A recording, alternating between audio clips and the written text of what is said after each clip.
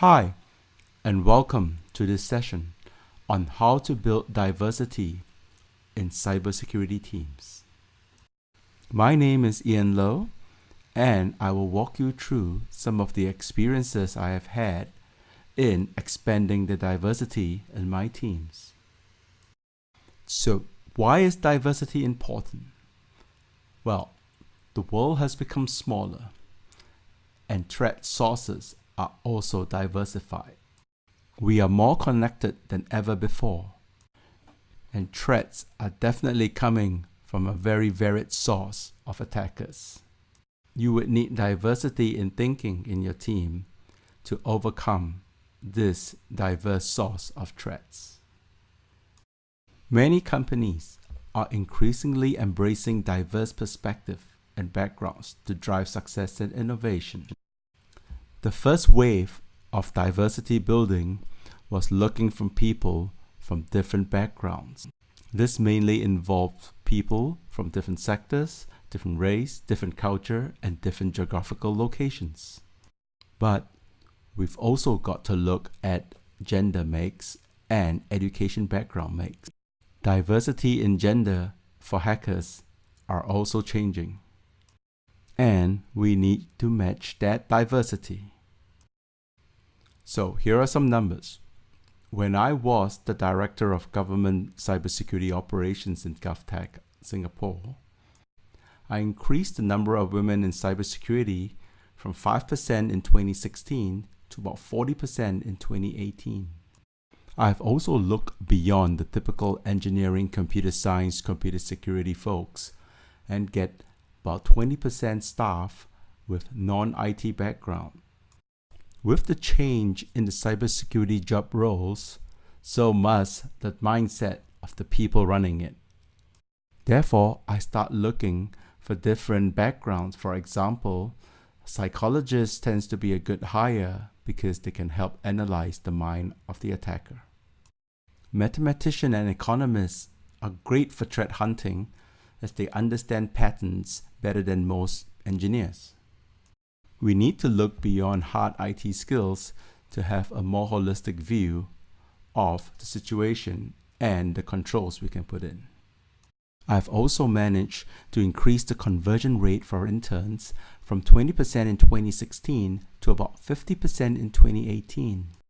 Having a healthy pipeline is also very important in a field that has a very high turnover rate. And keeping your interns warm is one of these strategies I have employed. So, what are the key benefits we have seen with this change in demographic? Well, it turns out it became a more pleasant environment with the diverse mix in gender. We also have different perspective on cases when we do investigation. Different backgrounds and different gender do bring different perspective, and it really helps improve our case management.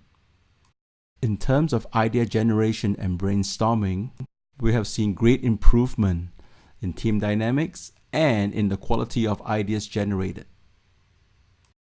Now, let me share 6 ways in how I've built diversity in the cybersecurity teams.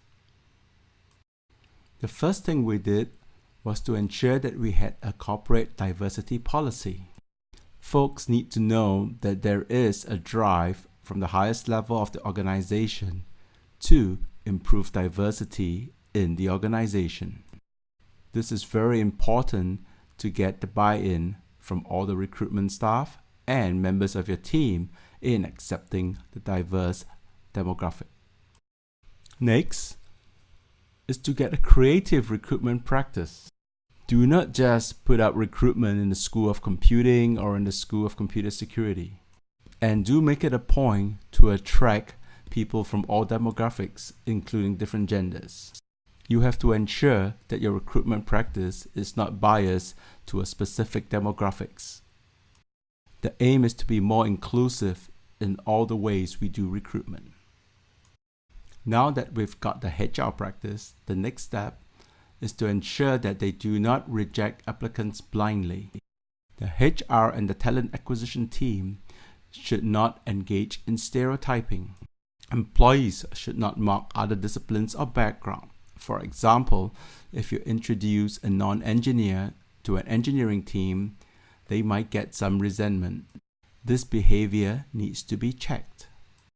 Similarly, with the education, we have people who are self-taught but could do the work, and they should be accepted into the team. Number 4, you need to be a little aggressive in how you reach your potential candidate. The days of just posting a job and waiting for applicants is over. To get good, strong candidates, you need to go out there and do active recruitment. Things we have done in this space are campus recruitment days. Hackathons and tech hunts are also very effective and very popular. This would be great for people who did not go through the traditional routes of education and would be missed out in your campus recruitment drive. Career days in school is also a good way to showcase what the team does.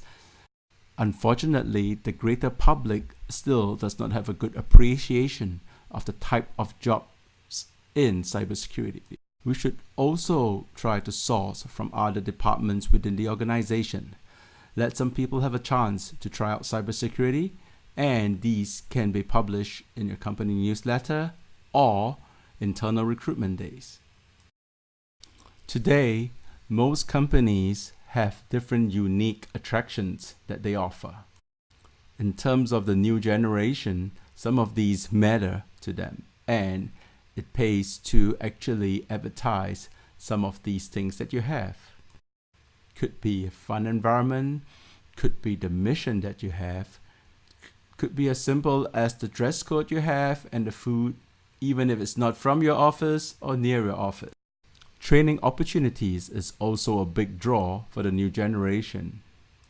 It's good to showcase what you are going to do to help them improve their skills and career progression. And lastly, nothing sells like success. Use the new recruits to engage in recruitment events, go back to their alma mater, and have outreach programs to talk to their friends. This helps to improve your reach and also improve the work environment when many people know each other.